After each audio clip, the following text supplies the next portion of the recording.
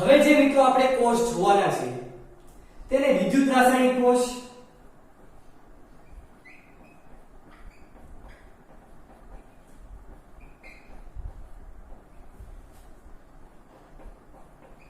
અથવા તો તેને વોલ્ટેઇક કોષ,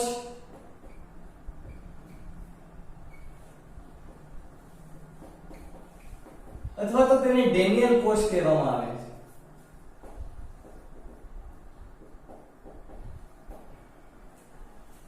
અથવા તો તમે એને ગેલ્વેનિક કોષ પણ કહી શકો છો।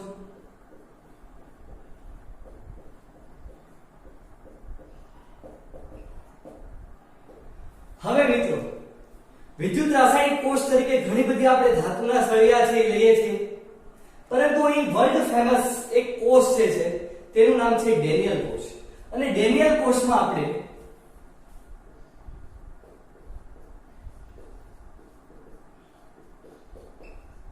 ઝિંક અને કોપરનો કોષનો આપણે ઉપયોગ કરીશું।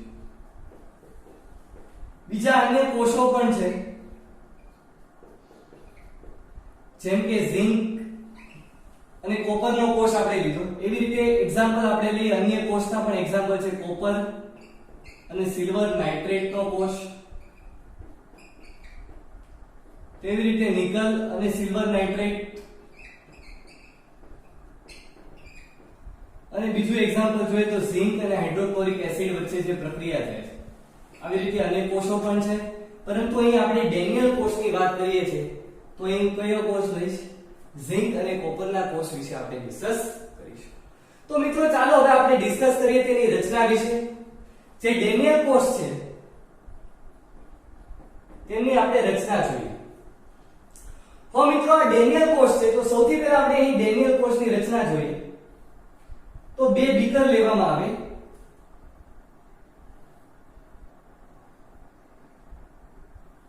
આવી રીતે બે બીકર લેશું એક,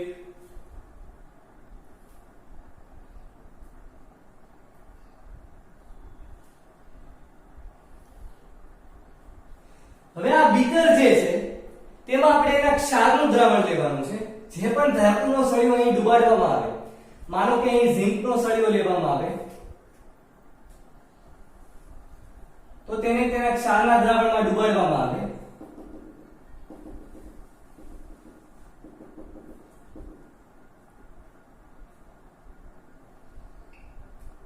એવી રીતે અહીં પણ કોપરનો ધ્રુવ લેવામાં આવે, કોપરનો સળિયો છે લેવામાં આવે તો અહીં તેના ક્ષારનો એટલે કે એનો સળિયો જે છે કોપરનો ધ્રુવ એ આવી રીતે લેવામાં આવશે, એટલે કે તેને ક્ષારના દ્રાવણમાં ડુબાડવામાં આવશે।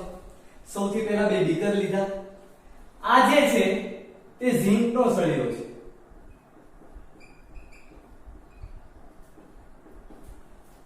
અને જે ડાબી બાજુ છે જમણી બાજુ તે છે કોપરનો સળિયો।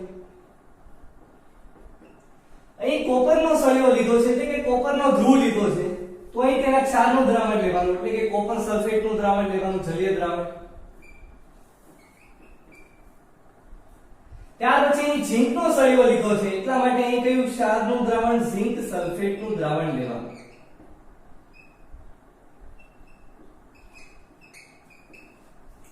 ત્યાર પછી મિત્રો તેને આપણે એક પ્રકારના વોલ્ટમીટર અથવા તો એમીટર દ્વારા કનેક્ટ કરીએ,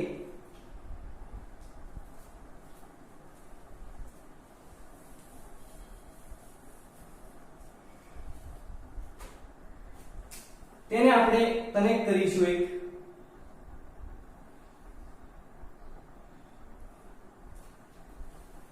એમીટર દ્વારા, જેના દ્વારા આપણે વિદ્યુત પ્રવાહની દિશા જાણી શકાય।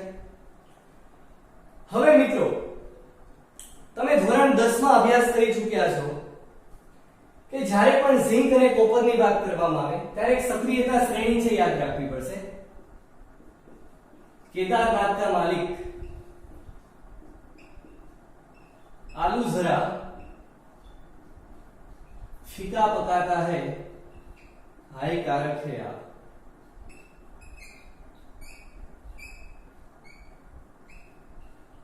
लास्ट प्लेटिनम तो एक આ કી છે, યાદ રાખવાની જરૂર નથી, પરંતુ અહીંયા ખાસ યાદ રાખો અહીં તમને ઝિંક દેખાય છે અને અહીં તમે સિમ્પલ જોઈ રહ્યા છો કોપર। આ સક્રિયતા શ્રેણી છે. ઉપરથી તમે નીચેની તરફ જાઓ તેમ સક્રિયતા ઘટે છે. સક્રિયતા ઘટે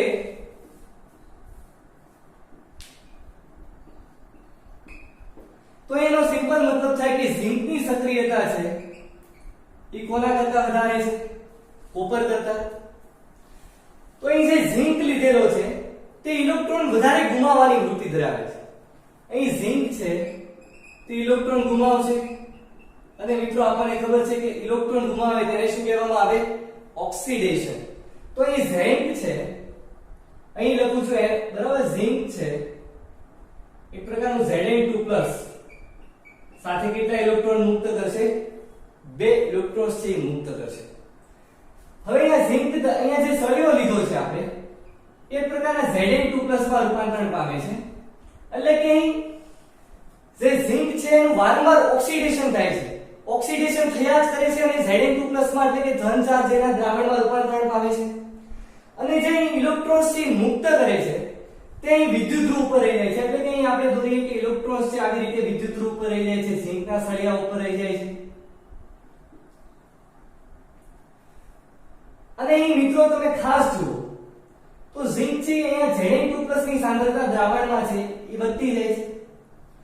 હવે જે ઇલેક્ટ્રોન્સ છે તે વાહકતાર મારફતે, એટલે કે અહીં ઇલેક્ટ્રોન છે વાહકતાર મારફતે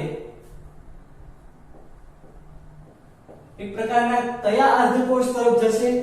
તો એક પ્રકારના કોપરના સળિયા તરફ અહીંયા જમા થશે આ ઇલેક્ટ્રોન્સ આવી રીતે.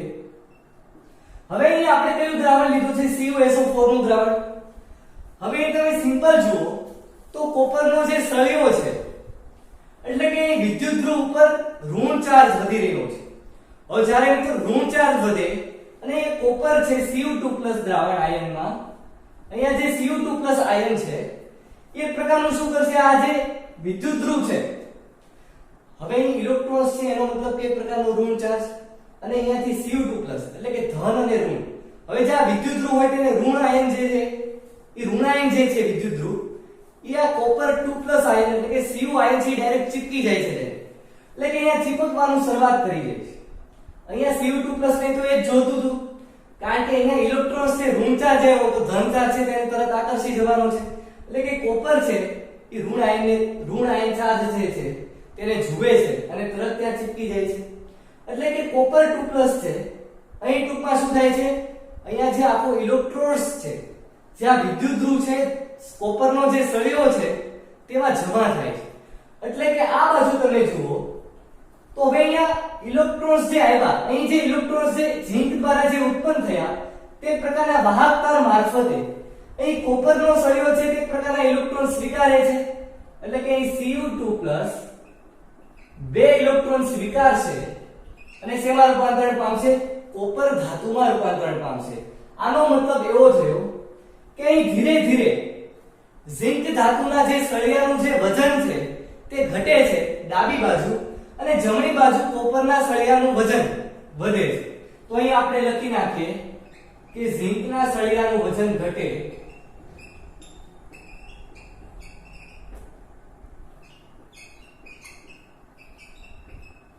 અને આ બાજુ જમણી બાજુ કોપરના સળિયાનું વજન શું થાય છે?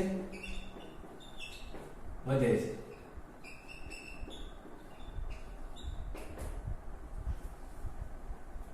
જે ડાબી બાજુ છે ઝિંક એની સક્રિયતા વધુ છે એટલા માટે ત્યાં ઓક્સિડેશન થાય છે, તેની ઇલેક્ટ્રોન ગુમાવવાની વૃત્તિ છે. હવે અહીં Zn2+ નો દ્રાવણમાં ચાર્જ વધે છે તો ઇલેક્ટ્રોન્સ મુક્ત થાય છે. તે વાહકતાર મારફતે અહીં કોપર છે તે સ્વીકારે છે. એટલે કે કોપર 2+ આયન છે એક પ્રકારના ધન આયન ઋણ આયનને જોઈને તે પ્રકારનું ત્યાં ચીપકી જાય છે. એટલે કે અહીંયા કોપરનો જે સળિયો છે એક પ્રકારના કોપર ધાતુમાં વધે. અહીંયા ઇલેક્ટ્રોન્સ જે ઉત્પન્ન થયા ઇલેક્ટ્રોન્સ અહીં વપરાય છે. ઇલેક્ટ્રોન્સ જ્યારે વપરાતા હોય એટલે કે ઇલેક્ટ્રોન સ્વીકારે ત્યારે અહીં તમે જુઓ તો કોપર સળિયાનું વજન શું થાય છે? વધે છે. હવે સિમ્પલ ધ્રુવ ઉપર કયો ચાર્જ વધે છે? ઋણ. એટલા માટે જ્યારે પણ હંમેશા યાદ રાખવાનું કેથોડ અને એનોડની વ્યાખ્યા કે કેથોડ કોને કહેવામાં આવે છે અને એનોડ કોને કહેવામાં આવે છે. કે કેથોડ એટલે અહીં લખું છું સૌથી પહેલા, બરાબર? તમે થોડુંક આ કોપી કરી નાખો આ બાજુનું, ત્યાર પછી અહીંયા તેને આપણે હંમેશા યાદ રાખીએ વ્યાખ્યા.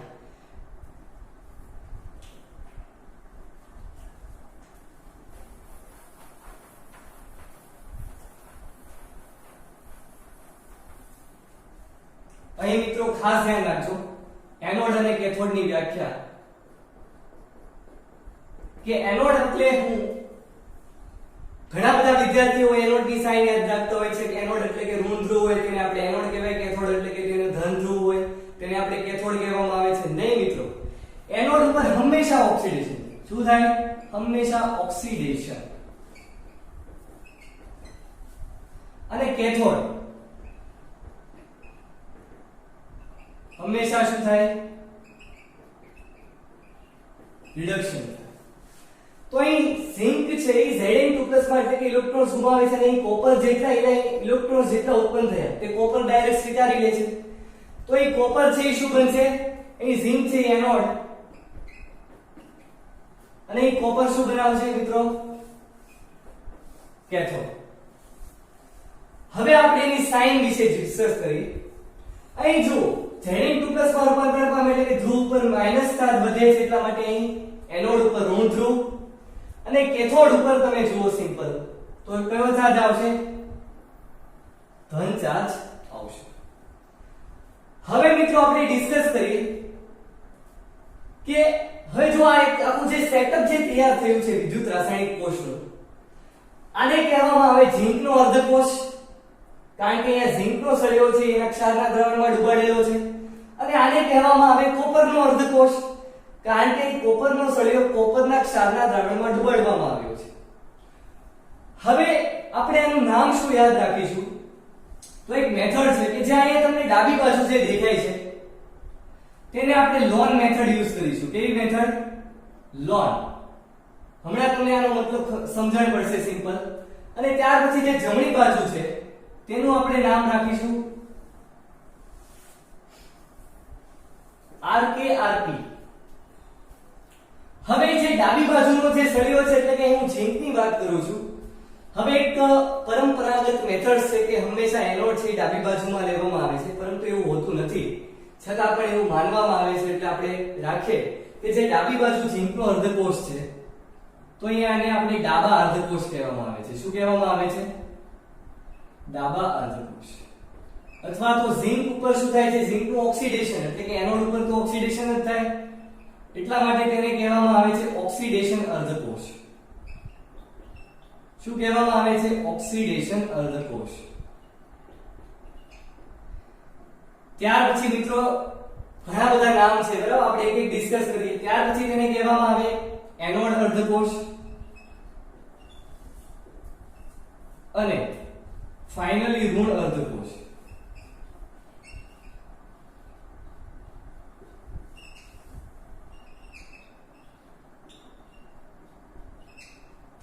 હવે RkRp નો મતલબ થશે એટલે કે જે જમણી બાજુ જે છે તેનો મતલબ થશે એટલે કે જબા અર્ધકોષ.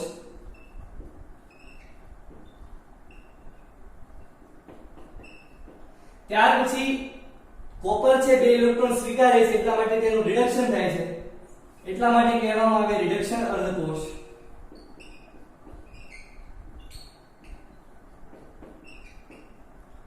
નેક્સ્ટ આપણે મિત્રો જોઈએ તો અહીં એનોડ જે ડાબી બાજુ છે ઝિંક તેમાં ઓક્સિડેશન એટલે કે એનોડ, અને જે કોપરની વાત કરીએ તો ત્યાં શું બનશે? કેથોડ અર્ધકોષ.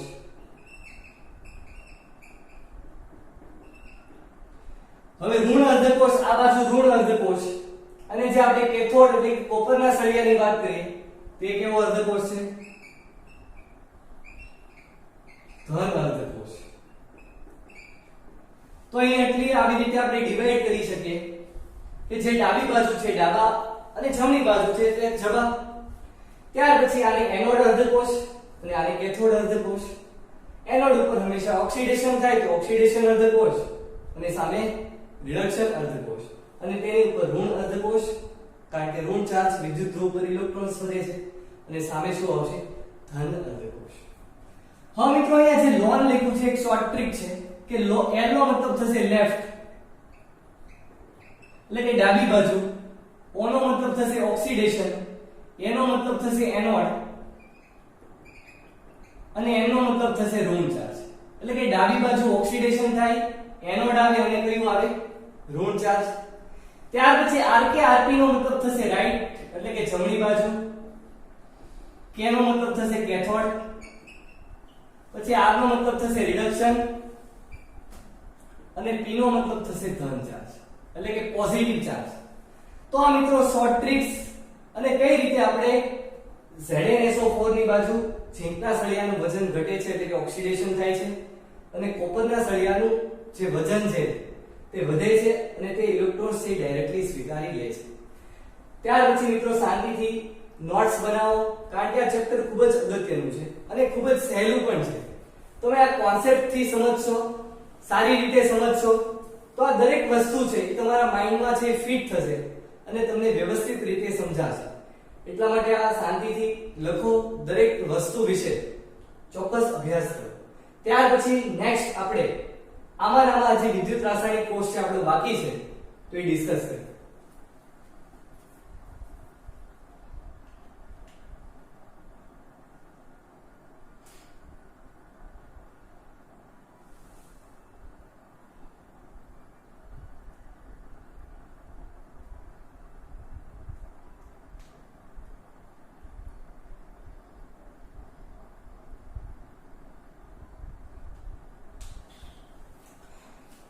ચાલો ત્યાર પછી મિત્રો આપણે આ તમે બધું લખી લીધું છે એનોડ પોઝ કરીને, એનોડ કેથોડ. ત્યાર પછી મિત્રો હવે આપણે આગળ વધીએ.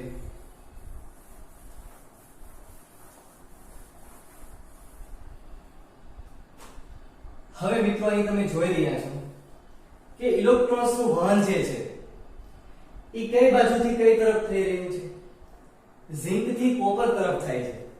હવે અહીં સિમ્પલ જુઓ તો ઇલેક્ટ્રોન નું વહન છે એ ઝિંક થી કોપર તરફ થઈ રહ્યું છે. તો હવે તમે ફિઝિક્સમાં ભણ્યા છો તેમ કે જ્યારે પણ ઇલેક્ટ્રોન્સ નું વહન છે એ ઝિંક થી કોપર તરફ થાય એટલે કે ઇલેક્ટ્રોનના વહનની વિરુદ્ધ દિશામાં શું હોય? વિદ્યુત પ્રવાહની દિશા હોય. તો અહીં વિદ્યુત પ્રવાહની દિશા કઈ હશે? કોપર થી ઝિંક તરફ, બરાબર? તો અહીંયા A મીટર જે છે એની દિશા કઈ બાજુ થશે? જે બાજુ વિદ્યુત પ્રવાહની દિશા હશે. તો અહીં કોપર થી ઝિંક તરફ છે એટલા માટે જે A મીટરમાં જે છે એની દિશા કઈ તરફ આવશે? એનોડ તરફ એટલે કે ઝિંક તરફ આવશે. હવે વિદ્યાર્થી મિત્રો અહીંયા સિમ્પલ તમે કોન્સેપ્ટ સમજો તો અહીં દ્રાવણમાં ઝિંક Zn2+ નો ચાર્જ વધતો જાય છે અને અહીં જે વિદ્યુત ધ્રુવ છે ત્યાં ઋણ ચાર્જ. તો અહીં Zn2+ જે છે એ શું કરશે કે અહીં ઇલેક્ટ્રોન્સ મુક્ત થશે અને આ તરફ આવશે. પરંતુ અહીં હવે ઝિંક છે એ ખૂબ જ ઓક્સિડેશન પામી રહ્યું છે અને અહીંયા Zn2+ નો ચાર્જ ખૂબ જ વધે છે. તો અહીંયા Zn2+ નો ચાર્જ જ્યારે પણ વધે ત્યારે તે શું કરી લેશે? એક પ્રકારના હવે ઇલેક્ટ્રોન્સને આકર્ષી લેશે એટલે કે ઇલેક્ટ્રોન્સને આ તરફ જવા નહીં દે.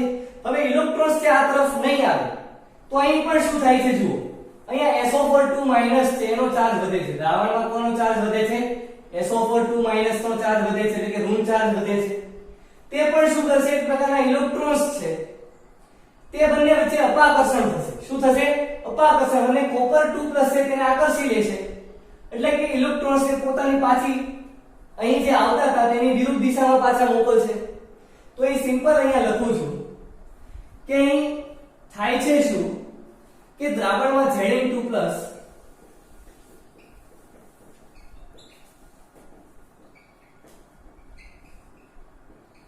ચાર્જ વધે છે એટલે કે ધન ચાર્જ વધે છે. દ્રાવણમાં ધન ચાર્જ વધે છે, બરાબર?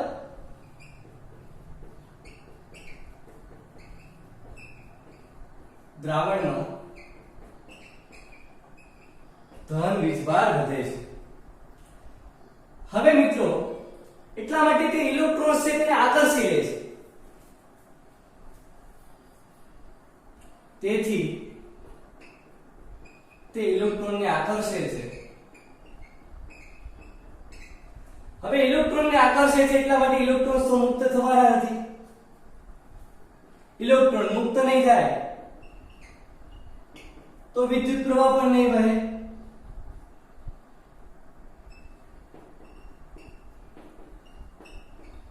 તેથી વિદ્યુત પ્રવાહનું વહન થશે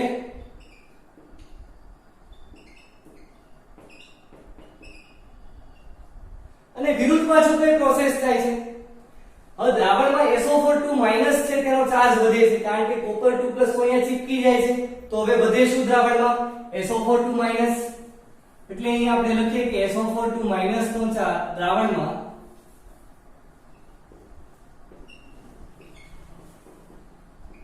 SO4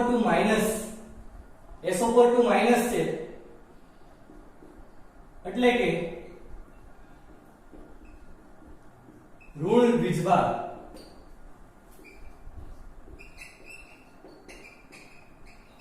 વધે છે, તેથી તે ઇલેક્ટ્રોન સાથે અપાકર્ષે છે, અપાકર્ષણ અનુભવી અને કોપર 2+ છે આકર્ષે. હવે કોપર 2+ છે તે પોતાની તરફ આકર્ષી લે અને વિદ્યુત જે ઇલેક્ટ્રોન્સ છે તે બંને વચ્ચે અપાકર્ષણ થાય એટલે તે વિરુદ્ધ વીજભાર વહન પામે છે, એટલે વિદ્યુત પ્રવાહ છે એક પ્રકારનો વહેતો નથી. હવે જે આ ગેલ્વેનિક કોષ છે તે બંધ હાલતમાં છે. કેવી હાલતમાં છે મિત્રો? બંધ હાલતમાં છે. હવે આપણે આ સ્ટાર્ટ કરવો હોય વિદ્યુત રાસાયણિક કોષ, તો મિત્રો હવે આપણે શું કરીશું એ પહેલા આપણે જોઈએ કે જ્યારે પણ આ વિદ્યુત પ્રવાહ અહીંયા સ્ટોપ થઈ ગયો છે, વિદ્યુત પ્રવાહ આ બાજુ પણ વહેતો નથી અને આ બાજુ પણ વહેતો નથી, એટલા માટે એક ક્ષાર સેતુની રચના કરવામાં આવે છે સોલ્ટ બ્રિજ. તેના વિશે હવે આપણે અભ્યાસ કરવાના છીએ. મિત્રો આ લખો કે કઈ કઈ મુશ્કેલીઓ છે તે ઉદ્ભવી જેથી આ વિદ્યુત રાસાયણિક કોષ છે અત્યારે બંધ હાલતમાં છે. હવે આપણે એને શરૂ કરવા માટે તે આપણે શું કરવું પડશે? એક ક્ષાર સેતુની આપણે રચના જોશું. ત્યાર પછી મિત્રો આપણે નેક્સ્ટ જોઈએ. ચાલો વિદ્યાર્થી મિત્રો હવે આપણે ક્ષાર સેતુ વિશે જોઈએ. અત્યાર લગીને આપણે એવો અભ્યાસ કર્યો કે અહીં દ્રાવણમાં ઝિંક એટલે કે એક પ્રકારનું દ્રાવણ છે એ ધન બને છે.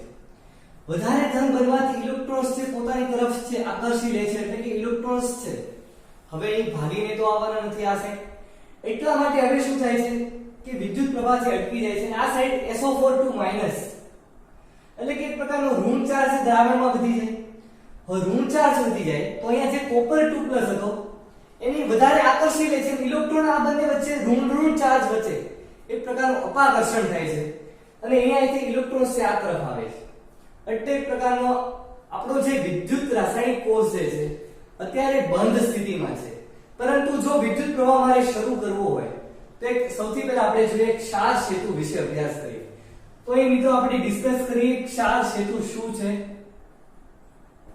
ક્ષાર સેતુ જેને કહેવામાં આવે છે સોલ્ટ બ્રિજ.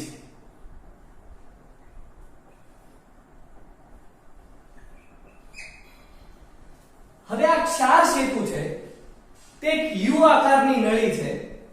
આવી રીતે એક નળી છે યુ આકારની,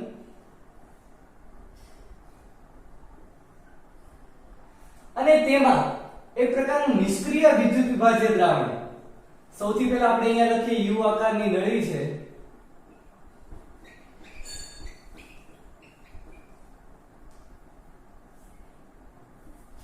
અને તેમાં હવે અહીંયા દ્રાવણ છે ક્ષાર એટલે કે તેમાં દ્રાવણ ભરવામાં આવે છે નિષ્ક્રિય વિદ્યુત વિભાજ્ય.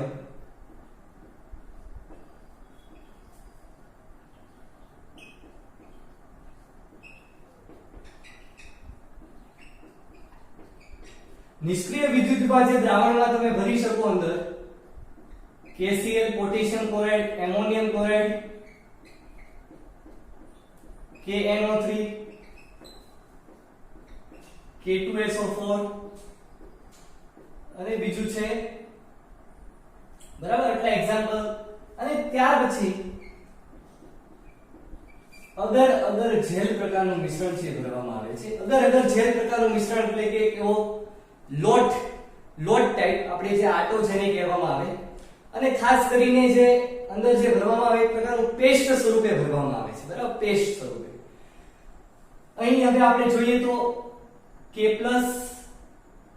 અને Cl- છે આવી રીતે વધે હશે. એટલે કે ટૂંકમાં આપણે આમાં KCl નું દ્રાવણ છે એ ભરેલું છે.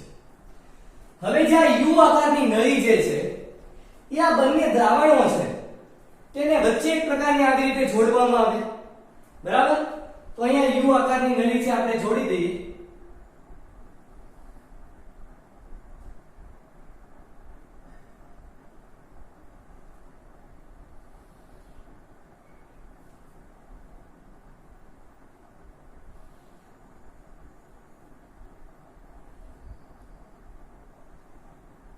આ બંને પાત્રોને જોડતી એક પ્રકારની આ U આકારની નળી છે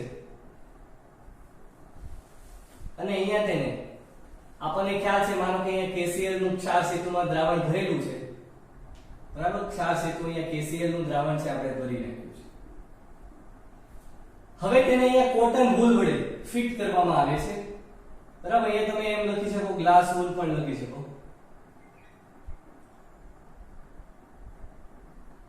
તો આ તો થઈ વાત કે ક્ષાર સેતુ શું છે.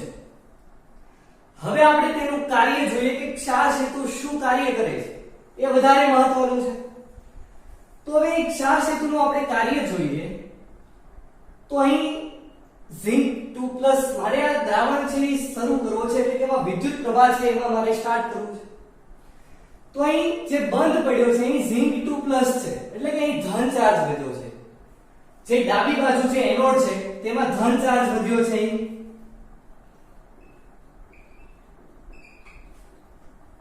વધુ છે. અને આ બાજુ SO4 એટલે કે એક પ્રકારનો ઋણ ચાર્જ વધુ છે. હવે જો હું આને તટસ્થ કરી નાખું તો મારો આ ક્ષાર છે એટલે અહીંયાથી પાછું ઝિંક છે એ પાછું ઇલેક્ટ્રોનને મુક્ત કરશે. તો એટલા માટે જ આપણે એક ક્ષાર સેતુનો ઉપયોગ કરવામાં આવ્યો છે. આપણે અહીંયા માની લો કે અહીંયા KCl નું દ્રાવણ છે, તો આ સાઈડથી માનો કે અહીંયા ધન ચાર્જ વધે છે તો તેનો ઋણ ચાર્જ એટલે કે વિરુદ્ધ ચાર્જ છે અહીં આવશે. તો અહીંથી ક્લોરીન માઈનસ છે આવી રીતે આવશે, Cl માઈનસ, કારણ કે આ બાજુ ધન ચાર્જ લીધો છે. અને આ બાજુ તમે જુઓ તો K પ્લસ છે, કારણ કે આ સાઈડ SO4 માઈનસ કર્યો છે તો એનો વિરુદ્ધ ચાર્જ ઋણ ચાર્જ નો શું થાય, ધન ચાર્જ. તો એ કોણ આવશે, K પ્લસ. જે પોટેશિયમ આયન છે તે આ બાજુ એટલે કે ક્ષાર સેતુ મારફતે દ્રાવણમાં આવશે. હવે આ ક્ષાર સેતુ દ્રાવણમાં આવશે અને તે પોટેશિયમ છે અને KSO4 વચ્ચે પ્રક્રિયા થઈને એક પ્રકારનો K2SO4 બનાવે છે, એટલે કે પોટેશિયમ સલ્ફેટ બનાવે છે. અને અહીં તમે જો તો ધન ચાર્જ લીધો છે તો Cl- સાથે પ્રક્રિયા થઈને એક પ્રકારનો ZnCl2 બને છે. તો અહીં તમે જુઓ સિમ્પલ કે ધન ચાર્જ લીધો તો આ બાજુથી ક્ષાર સેતુ મારફતે Cl- છે તે આ બાજુ આવે છે, એટલે કે ઝિંક સાથે પ્રક્રિયા કરી. હવે ઝિંક સાથે પ્રક્રિયા એટલે કે Zn2+ જેટલો આપણો વધારાનો હતો એને ક્લોરીન છે તટસ્થ કરી નાખે છે, બંને વચ્ચે પ્રક્રિયા થઈને ZnCl2 બને છે. તો તટસ્થ કરે છે તો ઇલેક્ટ્રોન શું થઈ ગયા, પાછા મુક્ત થઈ ગયા અને ઇલેક્ટ્રોન છે પાછા ક્ષાર સેતુ મારફતે વાહક તાર મારફતે પાછા અહીં આવશે. અને અહીં પણ ઋણ ચાર્જ જેટલો પણ વધુ હતો એટલો અહીંયા પોટેશિયમ છે એક પ્રકારનો ધન ચાર્જ આવે છે અને બંનેને દ્રાવણ શું કરે છે, એક પ્રકારનું તટસ્થ કરે છે અને ઇલેક્ટ્રોન્સ છે પાછા અહીંયા મુક્ત તરફ વહન પામશે અને અહીંયા કોપર 2+ છે એ પાછો અહીં દ્રાવણ સાથે વધશે, એટલે કે તેનું વજન છે એ કોપરના સળિયાનું વજન વધશે. તો એ મિત્રો સિમ્પલ ડેફિનેશન આપણે અહીં તમે જોઈ કે U આકારની નળી છે. હવે આ ક્ષાર સેતુ છે એનું આપણે કાર્ય જોઈએ કે કાર્ય શું કરી રહ્યો છે ક્ષાર સેતુ. તો સૌથી પહેલું કાર્ય કે આપણો આ જે વિદ્યુત રાસાયણિક કોષ ગેલ્વેનિક કોષથી બંધ થઈ ગયો હતો તો અહીં ક્ષાર સેતુ મારફતે આ બંને દ્રાવણોનો આંતરિક પરિપંથ છે પૂર્ણ થાય છે. તો અહીં સૌથી પહેલા આપણે લખીએ કે ગેલ્વેનિક કોષ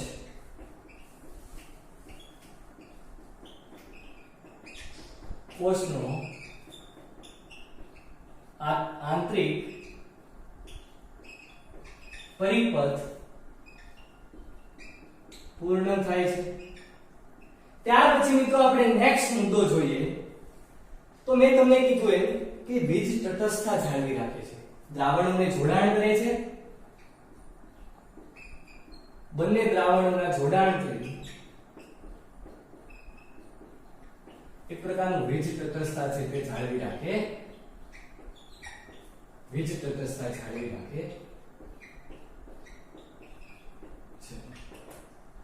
હવે બચ્ચો આપણે ડિસ્કસ કરીએ કે આ ક્ષાર સેતુ શું છે।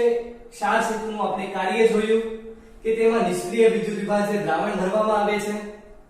હવે ઘણા બધા વિદ્યાર્થીઓને પ્રશ્ન થતો હશે કે આપણે ક્ષાર શું કરવા માટે લઈએ, ખાલી બ્રિજ મૂકી દઈએ તોય તે બનેને આંતરિક પરિપંથ પૂર્ણ થાય, એટલે કે ડાયરેક્ટ યુ આકારની નળી મૂકી દેવી, તેમાં આપણે વિદ્યુત વિભાજ્ય દ્રાવણ થી નાખીએ નહીં। તો મિત્રો શું થાય એ હવે આપણે ડિસ્કસ કરીએ।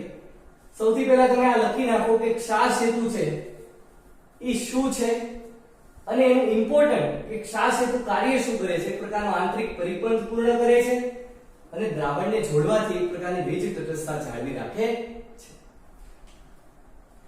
ત્યાર પછી મિત્રો આપણે ડિસ્કસ કરીએ કે આ ક્ષાર સેતુ આપણે જોયા પછી જો ક્ષાર સેતુ છે એટલે કે ખાલી બ્રિજ લગાડવામાં આવે, યુ આકારની નળી છે લગાડવામાં આવે, આવી રીતે યુ આકારની નળી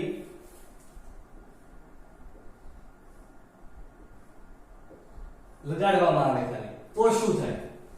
હવે મિત્રો અહીંયા યુ આકારની નળી લગાડી હોય તો અહીંયા Zn2+ પહેલા ચાર્જ વધી ગયો તો ધન ચાર્જ, તે પ્રવાહી એટલે કે અહીંયા એન્ટર કરે એટલે કે અહીંયા પ્લસ ચાર્જ થી વધતો જાય Zn2+, અને આ બાજુ તમે જુઓ તો અહીંથી પ્રવાહી કયું ઉત્પન્ન થાય SO4 એટલે કે અહીંયા ઋણ ચાર્જ છે એ વધતો જાય છે, બરાબર। અહીંયા ધન ચાર્જ અને અહીંયા ઋણ ચાર્જ, એટલે કે એક પ્રકારનો હવે આપણે ખ્યાલ છે કે વિદ્યુત પ્રવાહની દિશા છે કોપર થી ઝિંક તરફ હતી, ઇલેક્ટ્રોનની દિશા વિરુદ્ધ, એટલે કે ઇલેક્ટ્રોનની જે દિશા હોય તેનાથી વિરુદ્ધ વિદ્યુત પ્રવાહની દિશા હોય છે। હવે અહીંયા પણ પ્રકારનો પોટેન્શિયલ છે ઉદ્ભવ્યો હતો અને પ્રવાહી એક પ્રકારનો લિક્વિડ જંકશન પોટેન્શિયલ છે ઉદ્ભવે છે, એટલા માટે અહીં પણ એક પ્રકારનો વિદ્યુત પ્રવાહ ઉત્પન્ન થાય છે। તો અહીં આપણે લેંગ્વેજ ફોર્મમાં લખી નાખીએ કે જ્યારે પણ અહીં યુ આકારની નળી લેવામાં આવે એટલે કે એક પ્રકારનો ખાલી બ્રિજ યુઝ કરવામાં આવે, એટલે કે અહીંયા સિમ્પલ મતલબ લખીએ કે ક્ષાર સેતુનો ઉપયોગ કરવામાં ન આવે,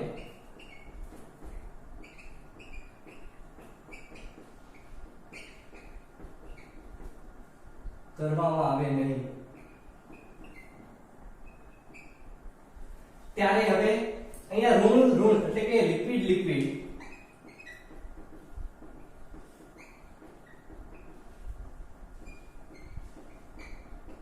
જંક્શન પોઈન્ટ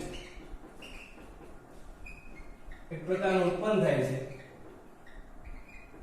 એટલે કે વીજ પ્રવાહથી ઉત્પન્ન થાય છે।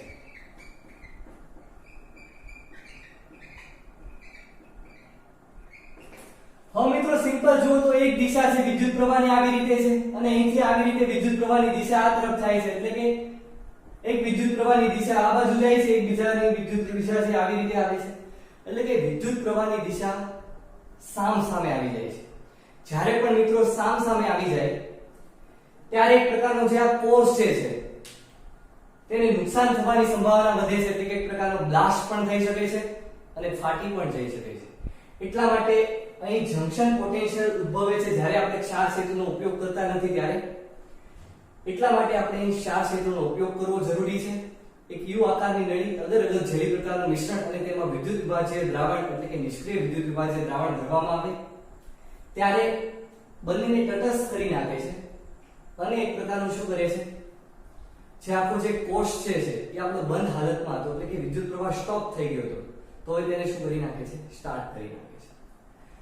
તો અહીં લિક્વિડ જંકશન પોટેન્શિયલ છે ઉદ્ભવ્યો, અહીં પણ પોટેન્શિયલ ઉદ્ભવે છે અને અહીં પણ પોટેન્શિયલ ઉદ્ભવે છે અને બંનેની વિદ્યુત પ્રવાહની દિશા કેવી હોય છે, સામે, એટલે આ કોષ છે તે બ્લાસ્ટ થઈ જાય છે અને આપણે તેનો યુઝ કરી શકતા નથી, એટલે ખાસ યાદ રાખજો। અને તમને એક નોંધ બતાવું છું, તે તમારા માટે ખૂબ જ ઇમ્પોર્ટન્સ છે।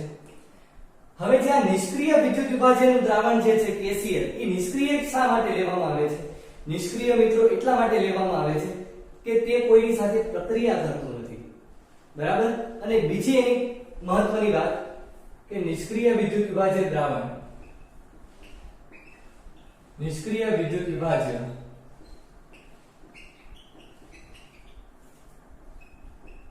ધન આયન એટલે કે એક પ્રકારનો K+ અને આપણને ખ્યાલ છે કે એક Cl- હોય છે, એટલે કે ધન આયન અને ઋણ આયન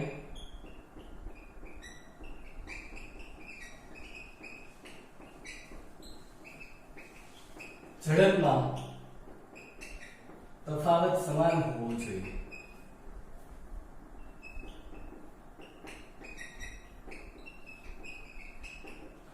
એટલે કે મિત્રો ધન આયન જે K+ અને Cl- જે છે તેની સ્પીડ છે સેમ હોવી જોઈએ, એટલે કે ઝડપ છે સમાન હોવી જોઈએ. માનો કે કેવું થશે કે આ બાજુ હું ચાર્જ દીધો તો K+ આવશે. માનો કે K+ થી પહેલા પોગી જાય કોના કરતા, અહીંયા જે Cl- છે એક પ્રકારના તેને તટસ્થ કરવા આવે Zn2+ ને એ પહેલા અહીંયા K+ પોગી જાય, એટલે કે બંનેમાં સ્પીડ છે K+ ની વધી ગઈ અને Cl- ની સ્પીડ છે ધીમી થઈ ગઈ. તો થશે શું કે એ વધારે તટસ્થ કરી નાખશે અને આ બાજુ ઓછું તટસ્થ કરશે, તો પાછીની નિયત હાલત થવાની, ગેલ્વેનિક કોષ બંધ હાલતમાં થઈ જવાનો. એટલા માટે બંનેની ઝડપમાં તફાવત પણ શું હોવો પડે, સમાન હોવો જોઈએ. ખૂબ જ મોસ્ટ આઈએમપી છે. ક્ષાર સેતુ શું છે, ક્ષાર સેતુનું કાર્ય, ક્ષાર સેતુ આપણે ન મૂકવી તો શું થાય, અને છેલ્લે આપણે જોયું કે નિષ્ક્રિય વિદ્યુત વિભાજક એ શા માટે ઉપયોગમાં આવે